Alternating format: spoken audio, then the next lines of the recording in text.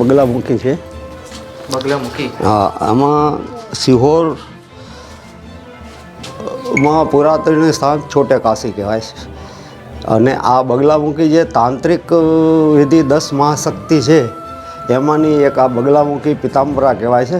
આપ સર્ચ કરો તો વધારે વિગતે આપને મળે.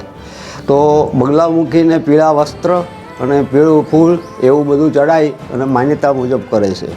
અત્યારે જે આપણે અહીંયા ઊભા છીએ એ સિદ્ધરાજ જયસિંહ દ્વારા નિર્માણ થયેલું અડધું મહારાજા કૃષ્ણકુમારસિંહના વંશજો દ્વારા થયું. એ પહેલાંય વસ્તુ એ છે કે અહીંયા એક પાણીનું ખાબોચિયું હતું. એટલે લોકવાયકા એવી છે કે પાંડવો ગુપ્ત વેશે અહીં આવેલા અને પાંડવોને અહીંયા વીરવર રાજા લડાઈમાં એ હારી ગયા એવું લાગ્યું. એટલે કૃષ્ણને બોલાવ્યા અને કૃષ્ણને પગ પખાડ્યા. એનો જે ખાબોચિયું પડ્યું હતું એ આ અહીંયા હતું. એમાં સિદ્ધરાજ જયસિંહ ફરતા એને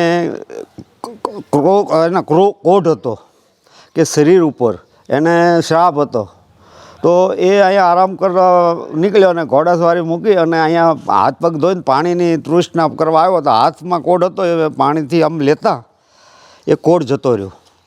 એટલે રાજાને એમ થયું કે આ પાણી અને આ જગ્યામાં કંઈક સરસ છે. એટલે એને આ નીચેનું આ બધું સિદ્ધરાજ જયસિંહે કર્યું.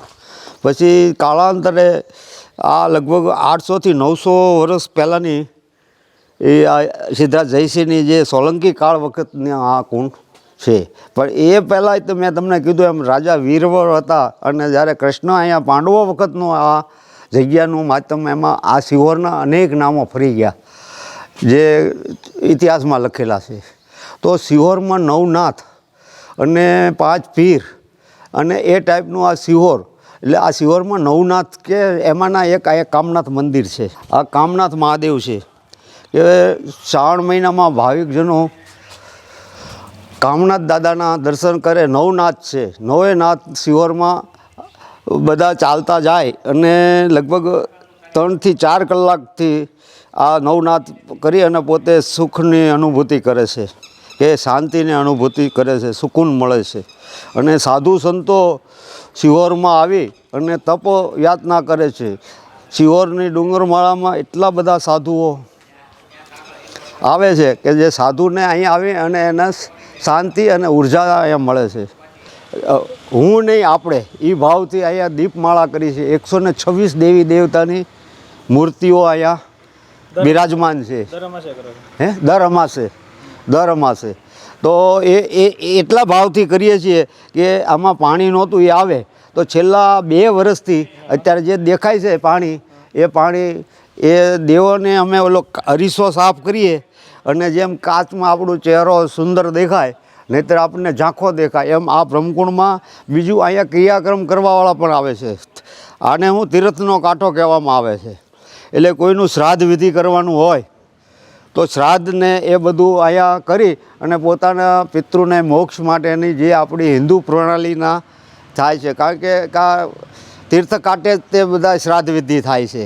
બીજું અમારું જે અમાસ મંડળ છે કે ભાઈ અમારા બાપાનું જે કાંઈ હરાઈએ પણ એમ નહીં. અમે અહીંયા જેટલા અકસ્માતે મૃત્યુ પામેલા જે પાણી હતું વર્ષો પહેલાં એ બધાનો અમે હવન કર્યો અને એવી દીવા કરીને એવી અમે કે ભાઈ કોઈ પણ અજાણ આત્મા છે એને સુખ શાંતિ મળે એ હતું અમે અહીંયા દીપમાળા પ્રગટી. આ એક મૂર્તિ અત્યારે અમે સરકારને રજૂઆત કરી છે પણ આ પુરાતત્વ વિભાગમાં આવે છે કે હેરિટેજમાં આવે છે.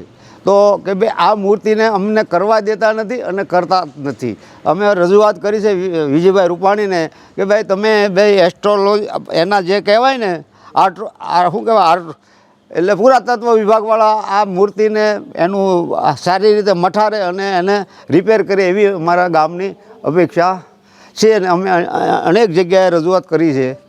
અંતે તો સરકારના હાથમાં હોય છે. આ કાંઈ આપણું નથી અમને કરવા દેતા. છતાં અમે આ મંડળ બધું સાફસૂફ કરીએ છીએ. મહિનામાં એકવાર સાફ કરીએ છીએ. અત્યારે આ બધું સાફસૂફ છે. સિહોર નગરપાલિકાના માણસો બી કરે છે. બીજું સેવાભાવી લોકો અમારી મંડળી કરે છે અને સારા કામમાં સૌ આવે છે.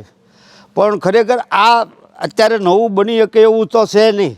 પણ આજે આપણી ધરોહર છે એને હચવાય એવી શિહોરના લોકોની માગણી અને લાગણી રહેલી છે. સિહોર તાલુકાની અંદર અવર જતા આવતા જાવતા સાધુ સંતો અને મહાત્માઓ, જેને કે બ્રહ્માકુંડ સિહોર જેને કહેવાય, તેમાં અત્યારે અમે હાજરમાં ઊભા છીએ અને ત્યાં આગળ અમે પૂજાપાઠ કરવી છીએ અમને આવડે એ પ્રમાણે. અને એમાં સહકાર છે અમારા તમામ નાગરિકોનો, સિહોર નાગરિકોનો તમામનો સહકાર છે અને એને દેખરેખ રાખવી અને બહુ પૂરતાની છે. આજકાલનું તો છે નહીં, બહુ પૂરતાની છે. એટલે એ માટે અહીંયા તમામ જે કાંઈ હોય તે, પણ મોક્ષ ગતિ જેને મળવાની છે એ સિહોરમાં પધારશે. બાકી મને બીજી કોઈ ખબર પડતી નથી. ટૂંકમાં જેને મોક્ષ ગતિ મળવાની હશે એ સિહોરમાં પધારશે અને બ્રહ્માકુંડમાં એની મોક્ષ ગતિનું આદર ભાવ કરશે. રેડ